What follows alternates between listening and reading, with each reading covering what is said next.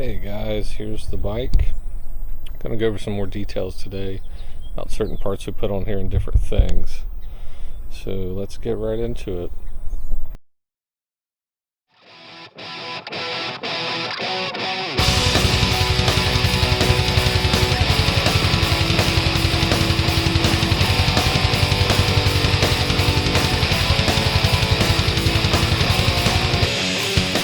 First off, this bike, most of you probably already know this is the Hyper Hydroform full suspension 29-inch.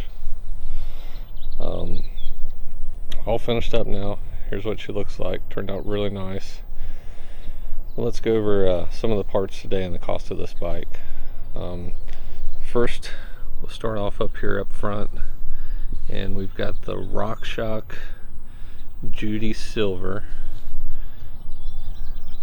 If you guys can see there. Works real good. Nice entry-level, budget-friendly air fork. Then we'll go back here to the other part of the suspension, which is another tried and true part, one of the top rated rear shocks on Amazon or anywhere else for budget, that is, and that's the DNM. And I believe this is the 205 without looking it up right now. I think that's a 205 millimeter travel. In my opinion, pretty good value. Another good bang for the buck. And then if we move on up here, this will start off with this is not the same wake stem everybody's used to seeing. This one here is a little bit different. I've tried to find these in stock again to leave a link, and it looks like they may not make this one anymore, or maybe branded in a different name, not sure. But I prefer this one a little more, as opposed to, I know everybody likes the other wake stem, and it's okay too, it works real well. I've used the other part up front here, guys, is a Jessica headset we decided to go with, and I think that's another great upgrade. Replacing those crappy loose open ball bearings and putting a sealed bearing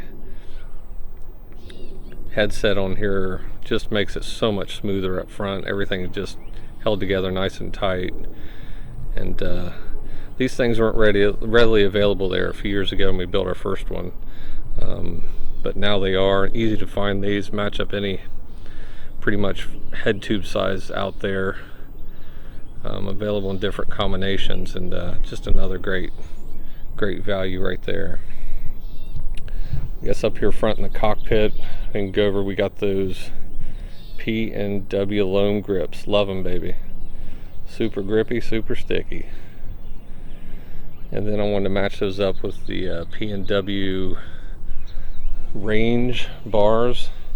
The thing I like the most about these is just the rise. It's a little bit higher than your standard like wake bar or something like that, and also the back sweep and the angle and material. Now these are a little more expensive for sure. They're not the 20 bucks you usually pay for the wake bars, and you kind of get what you pay for sometimes. They're a good budget, good starter.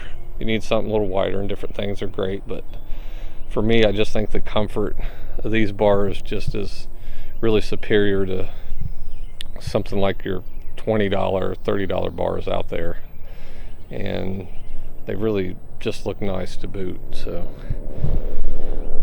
I guess we can move on over to the tried and true Shimano MT201 brakes. Not much to say about these, just unfortunately the value is not there as much as it used to be. A couple years ago you picked these up for like 59 bucks for a set. I did find these used on eBay for 65. That was including shipping, but the hose was cut. I had to do a little bit of work to get those back together and bled to get them to work right, but wasn't too much trouble. And one of the other things we had to do up front here was had to get the 180 millimeter bracket adapter for the Shimano brakes. If you're running 160s and you move up to the 180 rotors, you definitely got to make sure you get the bracket that fits correctly on your fork and with your brakes. Now moving back up here to the cockpit again, we got the Microshift Advent 9-speed shifter here, and I went with the one that has the rubber grip there on the shifter pad. Just a personal preference. I think the other one's maybe $5 cheaper if you get it without that on there, but I liked it and went ahead and paid the extra money for it. And down here's the Microshift Advent 9-speed rear derailleur, and this one does have the clutch, so it's a little more, but that's definitely something worth paying for when you're going to do that. Definitely need that to keep the chain tension on there and keep that from slapping around.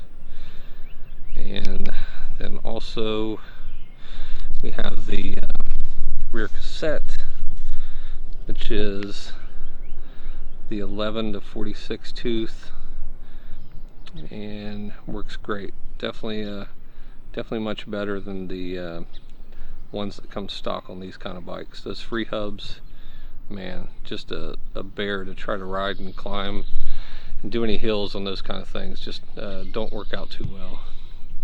So this is a much needed upgrade. And then we'll go over here real quick, show you the front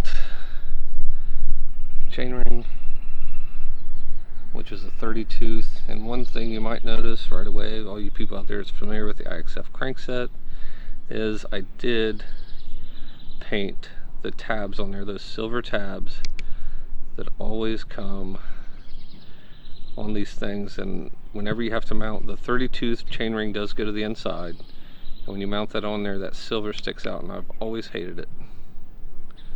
So I decided to tape it up and give it a quick paint job, and I love the way it turned out.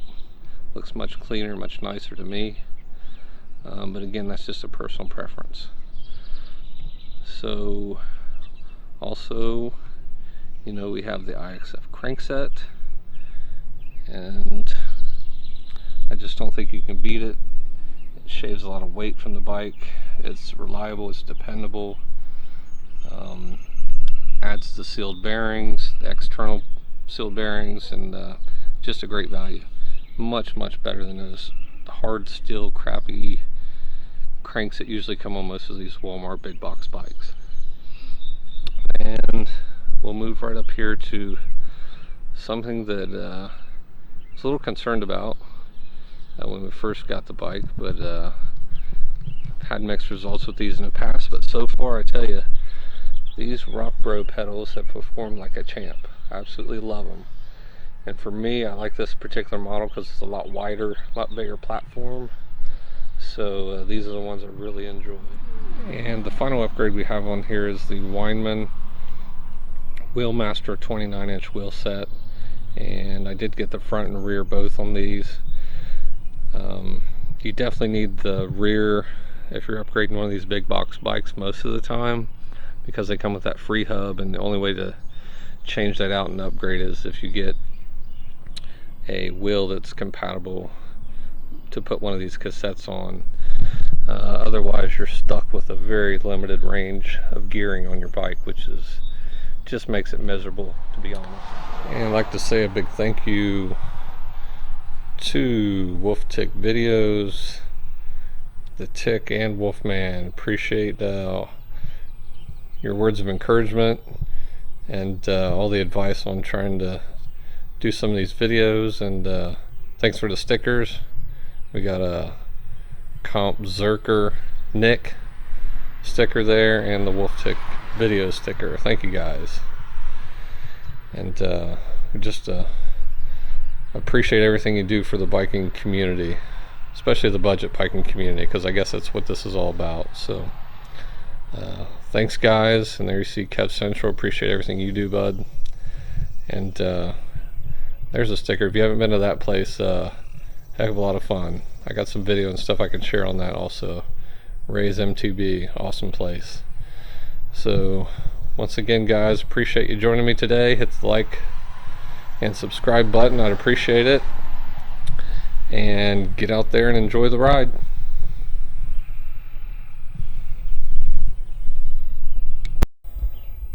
Here's the next build, guys. All the parts are in. We're going to be putting it together here soon. Guess what she is?